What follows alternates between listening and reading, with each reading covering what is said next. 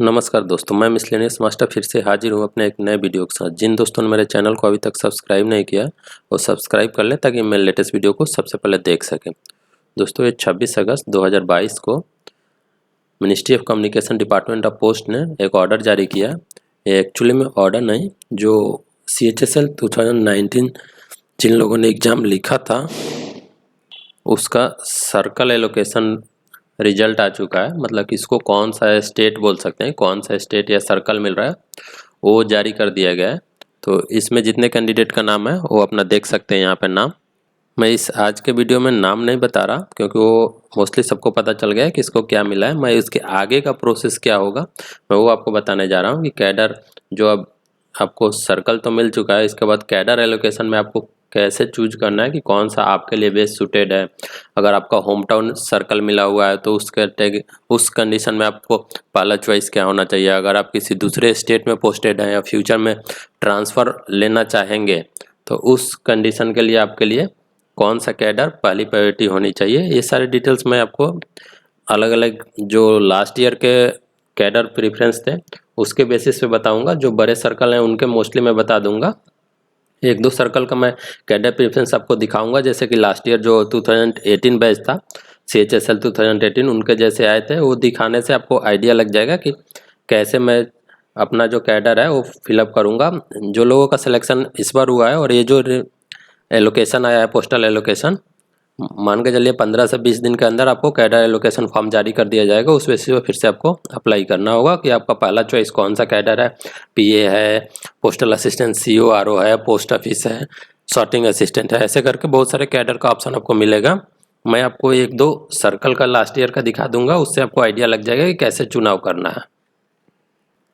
ये अब जो आप ऑर्डर देख रहे हैं 1 फरवरी 2022 का ऑर्डर है और ये CHSL 2018 के लिए वेस्ट बंगाल सर्कल ने प्रेफरेंस फॉर्म, जैसे कि यहाँ पे आप सब्जेक्ट में देख सकते हैं, calling for option preference form selecting candidate for appointment as postal assistant sorting assistant on the basis of combined higher secondary level examination 2018 conducted by SSC।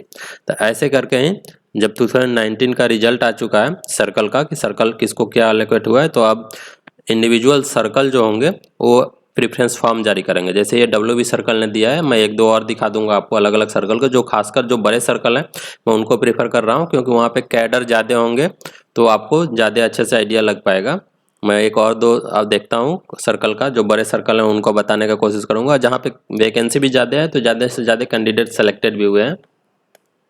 मैं महाराष्ट्र का भी आपको दिखा दूंगा क्योंकि महाराष्ट्र में कैंडिडेट का सिलेक्शन भी ज़्यादा है और वहाँ पे जो डिवीज़न है, नंबर ऑफ डिवीज़न वो भी ज़्यादा हैं, तो इसलिए वहाँ पे कैसे होगा। तो ये जो फॉर्म है ऐसे ही फॉर्म फिर से जारी होगा, मान कर चल सकते हैं। थोड़ा बहुत चेंजेज हो सकता है लेकिन मोस्टली ऐसा ही जारी होगा। जैसा कि यहाँ पे दिया गया है कि टोटल 42 डिवीज़न है जो वेस्ट बंगाल सर्कल में, जिसके तहत आपको ऑप्शन देना है कि मेरा पहला चॉइस कौन सा डिवीज़न है, दूसरा चॉइस कौन सा डिवीज़न है। तो मैं पहले थोड़ा सा बेसिक चीज़ें बता दे रहा हूँ डिवीज़न चूज करने के लिए कि जिसको अपना होम स्टेट मिल चुका है। मान लिया कि कोई कैंडिडेट है जो वेस्ट बंगाल से बिलोंग करता है और उसको वेस्ट बंगाल सरकार मिल चुका है, तो उसके पास सबसे, अगर वो अपना होम जहाँ पे उसका घर है उसके आसपास पोस्टिंग चाहता है तो उसके लिए सबसे बेस्ट ऑप्शन है कि जो नियरेस्ट पोस्टल डिवीज़न है, मतलब PA इन पोस्ट ऑफिस, PO जिसको शॉर्ट में लिखता है PO, उसको ऑप्शन पहली प्रायोरिटी में रख सकता है या टॉप के प्रायोरिटी में रख सकता है ताकि उसको अपना होम स्टेट के होम जो विलेज है या फिर जो भी सिटी है उसके आसपास पोस्टिंग मिल सके। एक एग्जांपल समझते हैं कि मान लिया कोई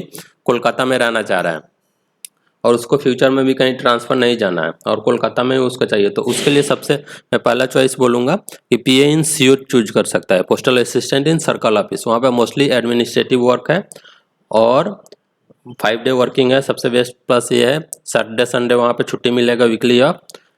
लेकिन जिन लोगों का दूसरे स्टेट से हैं और वेस्ट बंगाल के लिए सिलेक्शन हुआ है उनके लिए मैं नहीं बोलूँगा कि PA इन CO सेलेक्ट करें, क्योंकि वहाँ पे अगर उनको फ्यूचर में कभी ट्रांसफ़र जाना हुआ या फिर फ्रीक्वेंटली वो घर आना जाना चाहते हैं तो वहाँ पे लीव का भी इशू रहेगा आपको। और दूसरा, आपको फ्यूचर में अगर आप अपने होम स्टेट में ट्रांसफ़र अप्लाई करते हैं तो वहाँ पे भी आपको दिक्कत होगा, क्योंकि सर्कल ऑफिस में वैकेंसी लिमिटेड होते हैं, बहुत कम वैकेंसी होती है बाकी सब कंपेयर में। PA इन पोस्ट ऑफिस या SA इन RMS ऑफिस में वैकेंसी ज़्यादा होती है, तो वहाँ पे आपको ट्रांसफ़र मिलना ईजी होगा अगर आप फ्यूचर में ट्रांसफ़र अप्लाई करेंगे तो। जबकि PA इन CO में वैकेंसी बहुत ही कम होती है, बोल सकते हैं कि एक सर्कल में मैक्सिमम एक टाइम पे 8 से 10 वैकेंसी होती है। तो उस कंडीशन में और जहाँ पे पोस्टल असिस्टेंट के अंडर में 200 300 वैकेंसी होती है, तो आपको ट्रांसफ़र मिलना थोड़ा आसान होगा और PA-NCO में ट्रांसफ़र मिलना मुश्किल होगा। तो जिनका होम स्टेट है वो पहला चॉइस PA-NCO डाल सकते हैं, लेकिन जिनका होम स्टेट नहीं है और फ्यूचर में ट्रांसफ़र चाहते हैं उनके लिए मैं कभी नहीं बोलूँगा कि PA-NCO ट्रांसफ़र केस के लिए आप पहला प्रेफरेंस दें। प्रेफरेंस जो दिया जाता है डिवीज़न में, उसमें रैंक वाइज जो आपका सर्कल का रैंक हो तो देखा ही जाता है। उसके अलावा सबसे पहले जो प्रायोरिटी दी जाती है PWD कैंडिडेट, जो पर्सन विथ डिसेबिलिटी कैंडिडेट हैं उनको सबसे पहली प्रायोरिटी दी जाती है, चाहे उनका रैंक जो भी हो। उसके बाद जो होते हैं वो एक सर्विसमैन को दिया जाता है। तो इस बात का हमेशा से ध्यान रखें, जो लोग PWD कैंडिडेट है और एक सर्विसमैन है, कि उनको प्रायोरिटी सबसे पहले दी जाती है। मैं इसको भी एक एग्जांपल से दे रहा हूँ कि मान लिया कि कोई एक डिवीज़न है, एक कोई पर्टिकुलर डिवीज़न, आप सर्कल ऑफिस ही मान लें, PA-NCO है, जहाँ पे एक पोस्टल असिस्टेंट वैकेंसी है और एक जनरल कैटेगरी की वैकेंसी है, एक PWD कैंडिडेट की वैकेंसी है और एक OBC कैटेगरी की वैकेंसी है। और वहाँ पे अगर 3 टॉप जो यूआर कैंडिडेट है वो अप्लाई करे, उसके बाद से एक OBC कैंडिडेट अप्लाई करे और एक नीचे का PWD कैंडिडेट अप्लाई करे, तो PWD कैंडिडेट का अगर एक भी सीट है तो पहले उसको वो सीट मिल जाएगा। उसके बाद से उसमें जो एक सीट बचेगा वो यूआर कैंडिडेट का जो टॉपर होगा, जिसने सेलेक्ट किया होगा, उसको मिलेगा। और OBC कैटेगरी का जो सीट होगा वो OBC का जो टॉपर होगा, अगर उसने वो चूज किया है तो उसको मिल जाएगा। अगर एक सर्विसमैन का भी वहाँ पे कोटा होगा और एक सर्विसमैन कैंडिडेट कोई अप्लाई करेगा तो उसको भी दे दिया जाएगा वो सीट, चाहे उसका रैंक जो भी हो। लेकिन अगर एक ही वैकेंसी है और 2 PWD कैंडिडेट अप्लाई कर रहे हैं उस डिवीजन के लिए, तो उस केस में जो PWD कैटेगरी का टॉप कैंडिडेट होगा, जिसका रैंक अच्छा होगा, उसको वो सीट एलोकेट होगा। अगर एक सीट है और वहाँ पे 2 कैंडिडेट अप्लाई कर दे रहे हैं, सेम केस होगा एक सर्विसमैन के साथ में, तो PWD और एक सर्विसमैन को पहली प्रायोरिटी दी जाएगी। उसके बाद का जो प्रायोरिटी बनता है वो मेरिट के हिसाब से बनेगा। जो टॉप रैंक में होगा उसको पहले प्रेफरेंस दी जाएगी, उसके बाद वाले उसके अकॉर्डिंग फिलअप किया जाता है। तो ये बात का हमेशा ध्यान रखें जब आप अपना डिवीजन या प्रेफरेंस दें, कि वहाँ पे आपके कैटेगरी में कितनी वैकेंसी है और आप PWD या एक सर्विसमैन कैटेगरी में आ रहे हैं तो उसके अकॉर्डिंग आप अपना फिलअप कर सकते हैं। जो फॉर्म इशू होगा उसको ये ईमेल आईडी दे दिया जाता है सारे सर्कल का। ये जैसे WB सर्कल के लिए है, WB सर्कल ने बोला था कि फॉर्म फिलअप करके और इस पे ईमेल करें, या फिर स्पीड पोस्ट या रजिस्टर पोस्ट में एक पर्टिकुलर डेट दिया जाएगा, उससे पहले आपको भेज देना होता है, वही आपको कंसिडर होगा। मैं सबको सजेस्ट करूँगा कि कोशिश करें कि ईमेल कर देने के लिए, जल्दी भी पहुँचेगा और पता भी चल जाएगा। स्पीड पोस्ट जो लोग करना चाहे वो भी कर सकते हैं, रजिस्टर पोस्ट कोई इशू नहीं है, लेकिन ईमेल का जो सर्विस है वो फास्ट होगा। तो इसलिए जो भी सर्कल है वो सब लोग ईमेल और स्पीड पोस्ट दोनों का ऑप्शन देंगे, तो आपको जो अच्छा लगे वो कर सकते हैं। उसके बाद जो आता है वैकेंसी उस साल के लिए कितने किस डिवीजन में, वो सारा डिटेल दिया जाएगा। जैसे कि 2019 के लिए जो वैकेंसी डिटेल्स है वो ऑलमोस्ट सारे सर्कल के जारी हो चुके हैं और आपको पता भी चल गया होगा, तो उसके अकॉर्डिंग आप देख सकते हैं। यहाँ पे जैसे कोलकाता के सारे डिविजन्स के नाम दिए गए हैं। कोलकाता के अंतर्गत अंडमान भी आता है और सिक्किम भी आता है। ये आप बात का ध्यान रखें कि जो WB सर्कल है उसके अंतर्गत अंडमान का जो एरिया है वो पूरा WB सर्कल में ही आता है और सिक्किम वाला जो एरिया है वो भी WB सर्कल में ही आता है। तो इस बात का हमेशा से ध्यान रखें। तो ये सारे डिवीजन है जहाँ पे कितनी वैकेंसी है, क्या है, वो सारे डिटेल्स दिए गए हैं। अगर इसके अकॉर्डिंग आपको नीचे जो फॉर्म दिया जाता है वो फॉर्म फिलअप किया जाता है। यहाँ तक जो है सारे पोस्टल डिवीजन है। उसके बाद ये RMS डिवीजन है 7 जो दिख रहा है आपको, कोलकाता RMS, कोल एपिसोटिंग, RMSH डिवीजन। उसके बाद ये MM रीजन के अंतर्गत भी जो दिया गया है ये सारे भी पोस्टल डिवीजन ही है यहाँ पे। उसके बाद ये वाला जो Annexure 2 है यही आपको प्रिंट करना होता है और उसके बाद इसमें फिलअप करना है। जैसे कि यहाँ पे दिया गया ऑप्शन प्रेफरेंस, आपका पहला चॉइस कौन सा डिवीजन है उस डिवीजन का यहाँ पर नाम लिख देना है, दूसरा कौन सा है, तीसरा कौन सा है, ऐसे जितने भी डिवीजन है वैसे करके आप प्रेफरेंस देना है। आप कोशिश करें मैक्सिमम प्रेफरेंस देने का सारे डिवीजन का। अगर आप सारे डिवीजन का नहीं दे रहे हैं तो जितना का आपने चॉइस दिया है उसमें अगर आप क्वालिफाई करते हैं, आपको रैंक के अकॉर्डिंग वो मिल पाता है तो ठीक, अदरवाइज जो सर्कल होगा वो अपने अकॉर्डिंग जहाँ पे भी लास्ट में वैकेंट सीट बचेगा वो आपको एलोकेट कर दिया जाएगा। तो इसलिए आप सारे डिवीजन का अपने प्रायोरिटी के अकॉर्डिंग प्रेफरेंस जरूर डालें। टोटल 42 डिवीजन में वैकेंसी है, तो यहाँ पे 42 डिवीजन का ऑप्शन दे दिया गया है। ये पूरा 2 पेज का फॉर्म है जिसको फिलअप करके सारे जो आपका सिग्नेचर और कैंडिडेट नेम ये सब जो आएगा, डेट वो सब डाल के, फादर्स नेम एड्रेस डाल के और इसको या तो ईमेल करें या फिर बाई पोस्ट भी भेज सकते हैं, स्पीड और रजिस्टर पोस्ट जो एड्रेस दिया गया था। तो ऐसे करके ही आपको फिर से इस बार भी फॉर्म आएगा और वो फॉर्म को फिलअप करना होगा। डिवीजन अकॉर्डिंग वैकेंसी थोड़ा बहुत चेंज हो सकती है, लेकिन फॉर्म ऑलमोस्ट ऐसा ही रहेगा। मैं एक बार ऊपर की चीज़ें एक बार और दिखा देता हूँ कि आपको डिवीजन कैसे चूज करना है।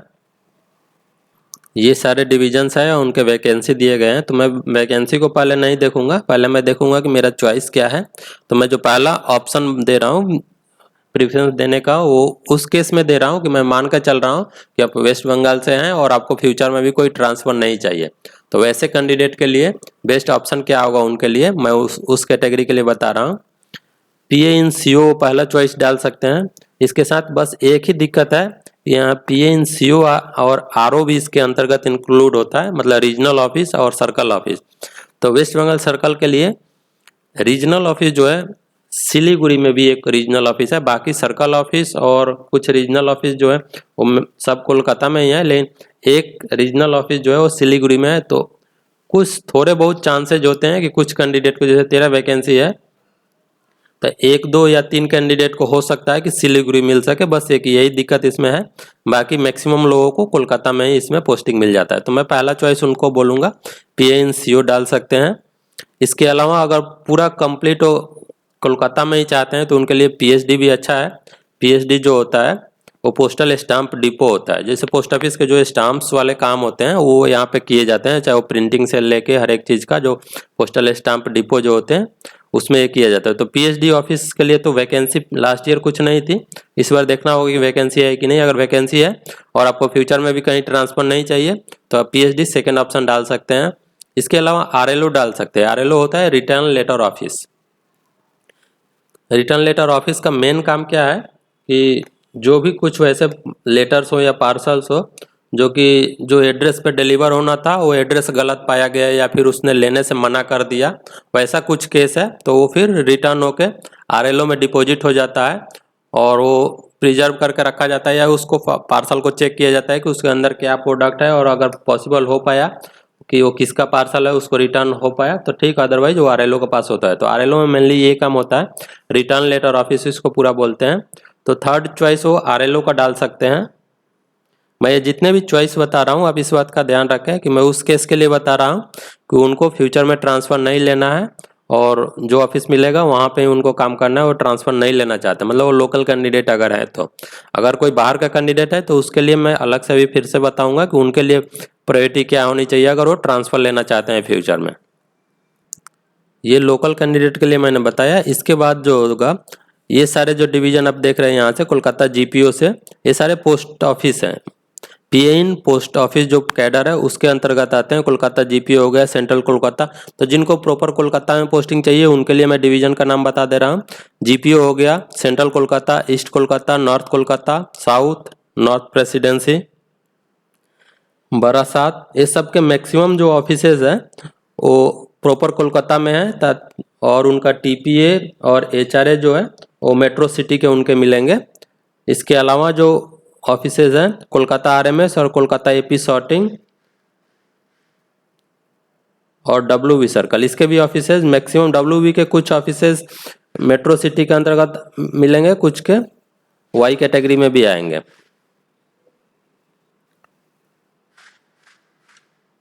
तो जो लोकल हैं इसके अकॉर्डिंग अपना प्रेफरेंस डाल सकते हैं। ये पोस्टल वाले जितने कैडर हैं अगर वो कोलकाता में चाहते हैं तो ऊपर के आप देख लें टोटल 6 है। ये 6 जो आपको दिख रहे हैं पोस्टल डिवीजन ये सारे कोलकाता के ऑफिसेज हैं, तो इसको प्रायोरिटी डाल सकते हैं। इसके अलावा जिनको अपना होम टाउन चाहिए तो उसके अकॉर्डिंग यहाँ पे देख सकते हैं कि अगर मुर्शिदाबाद साइड से जो है उनको मुर्शिदाबाद में चाहिए तो मुर्शिदाबाद को पहला डाल सकते हैं। नादिया हो गया, नादिया साउथ, नॉर्थ, ऐसे करके सबका अलग अलग है। आसनसोल हो गया, बांकुरा हो गया, बर्धमान।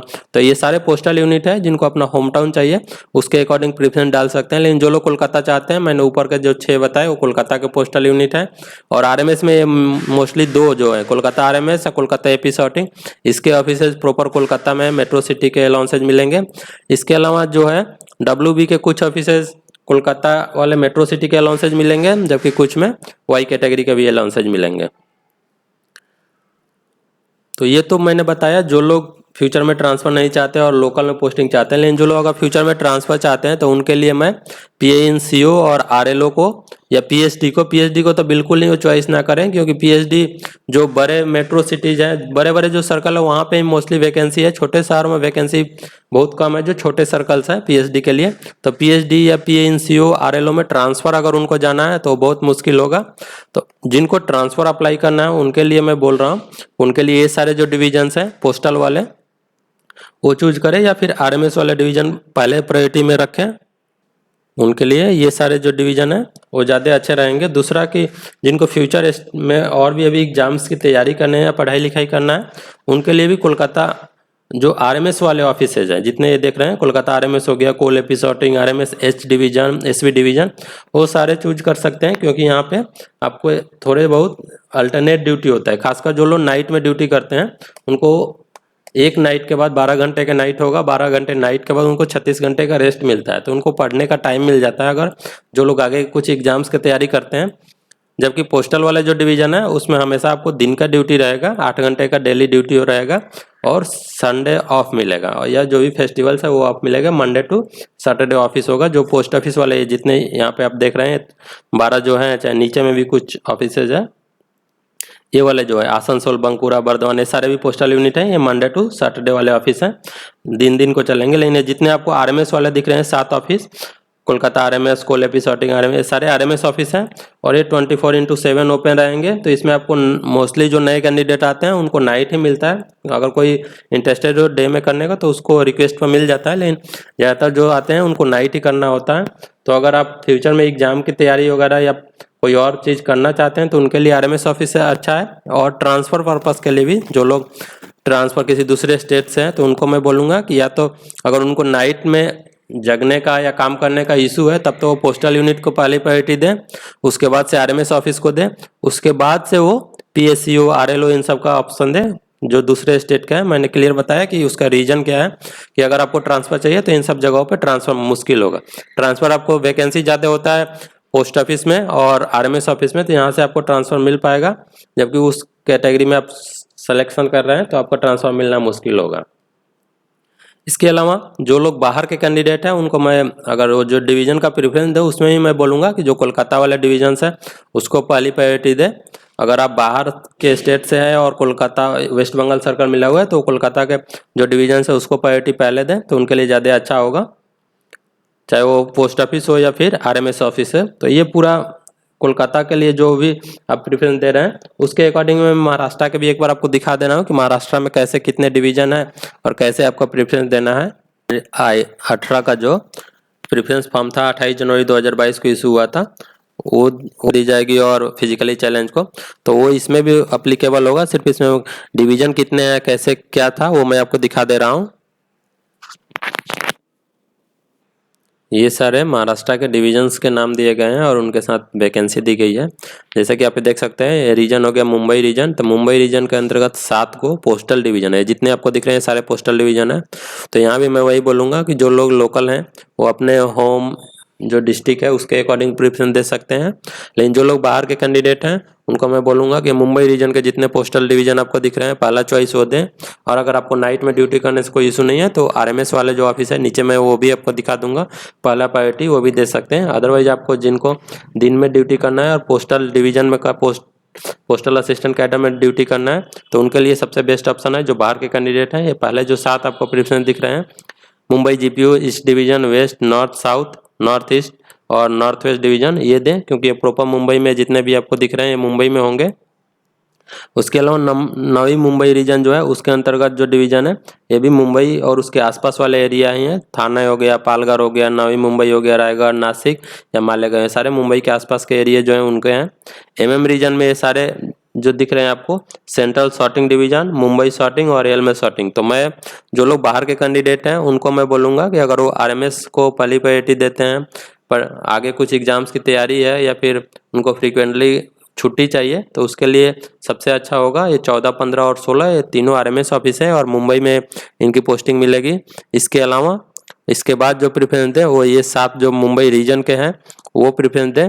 उसके बाद अपने अकॉर्डिंग अगर उनको लग रहा है कि ये सारे एरिया उनके लिए अच्छा है तो ये प्रेफरेंस में दे सकते हैं। और महाराष्ट्र सर्कल का अंतर्गत गोवा रीजन भी आता है, तो गोवा में भी पोस्टिंग मिल सकती है आपको। तो आप देख सकते हैं कि गोवा वाले रीजन में कौन कौन से आते हैं। एक तो गोवा ही हो गया, उसके अलावा कोल्हापुर, सांगली, रत्नागिरी, सिंधुदुर्ग, ये सारे भी गोवा रीजन में ही आते हैं। BM डिवीजन मिराज भी है। उसके बाद यहाँ से पुणे रीजन शुरू होता है, तो पुणे के आसपास जिनको पोस्टिंग चाहिए वो ये सारे जो डिवीजन है ये सारे पोस्टल डिवीजन ही है। RMS डिवीजन जो ऊपर में मैंने 3 दिखाया था वही RMS थे, बाकी यहाँ पे सारे पोस्टल डिवीजन ही दिख रहे हैं। इसमें एक ये RMS B डिवीजन जो है ये RMS डिवीजन है जो कि पुणे रीजन में आता है। उसके अलावा नागपुर रीजन हो गया, तो वहाँ भी जो लोग CORO चूज करेंगे वो मान के चलिए कि वहाँ पे सर्कल ऑफिस मिल रहा है तो मुंबई मिलेगा। अगर रीजनल ऑफिस मिल गया तो आपको पुणे भी मिल सकता है, नागपुर भी मिल सकता है, गोवा भी मिल सकता है, इसके अलावा औरंगाबाद मिल सकता है, क्योंकि रीजनल ऑफिस वहाँ पे ये अलग अलग करके दिया गया है। तो इन सब जगहों पे भी अगर रीजनल ऑफिस मिल गया, PA इन CORO होता है, सिर्फ CO नहीं होता है, तो इस बात का हमेशा ही ध्यान रखें। जो लोग PA इन CORO करते हैं तो उनको सर्कल ऑफिस मिला तब तो मुंबई में प्रॉपर मुंबई में पोस्टिंग मिलेगी। अगर रीजनल ऑफिस में पोस्टिंग दे दिया तो उनको पुणे, नागपुर, गोवा और औरंगाबाद इसमें से कहीं भी पोस्टिंग मिल सकती है, क्योंकि रीजनल ऑफिस इन सब जगहों पे होंगे। उसके अलावा नागपुर के एरिया में जो नागपुर रीजन में जो ऑफिसेज हैं इसमें भी ये आप देख सकते हैं 32 से लेके 39 तक ये सारे पोस्टल डिवीजन है। और RMS जो है वो एक ही डिवीजन है 40 नंबर में, F डिवीजन। तो आपको पोस्टल चाहिए या RMS चाहिए उसके अकॉर्डिंग आप यहाँ पे प्रेफरेंस दें। अब आता है औरंगाबाद रीजन। औरंगाबाद रीजन में देख ले ये 48 तक जो है ये सारे पोस्टल डिवीजन है, और एक 49 जो है L डिवीजन, भूसावल ये जो है RMS डिवीजन है। अब उसके बाद यहाँ से शुरू होता है एडमिनिस्ट्रेटिव ऑफिस जो कि CORO पहला दिया, CORO, SBCO, foreign post, MMS, RLO, PSD Nashik. तो ये सारे जो है एडमिनिस्ट्रेटिव ऑफिस है। लेकिन मैंने बताया था कि जो लोग लोकल हैं और जिनको फ्यूचर में ट्रांसफ़र नहीं चाहिए उनके लिए तो ये अच्छा है, लेकिन जिनको ट्रांसफ़र चाहिए वो इसको प्रायोरिटी पहले ना दें। यहाँ पे थोड़ा वीकली जो ऑफ होता है वो सैटरडे संडे मिलेगा, लेकिन आपको ट्रांसफ़र मिलने में दिक्कत हो जाएगा। तो जो लोग बाहर के स्टेट से जा रहे हैं ये इसको लास्ट में प्रायोरिटी दे तो ज़्यादा अच्छा रहेगा। बाकी आप अपने अकॉर्डिंग अपने सुविधा के अकॉर्डिंग देख सकते हैं। मैं जो बता रहा हूँ उसका रीज़न दे रहा हूँ कि क्यों मैं बोल रहा हूँ कि जो बाहर के हैं और जिनको ट्रांसफ़र चाहिए यहाँ के लिए ना अप्लाई करें। तो ये सारे महाराष्ट्र के लिए टोटल 55 डिवीजन लास्ट ईयर दिए गए थे, जिसमें वैकेंसी अलग अलग कैटेगरी में वैकेंसी थी। इस बार का भी जब लिस्ट आएगा तो मैं उसके अकॉर्डिंग भी आपको बता दूंगा। वीडियो थोड़ा ज़्यादा लंबा हो गया। अगर जो लोग चैनल पर नए अभी तक सब्सक्राइब नहीं किया वो सब्सक्राइब कर लें। मिलते हैं अपने अगले वीडियो में। धन्यवाद दोस्तों।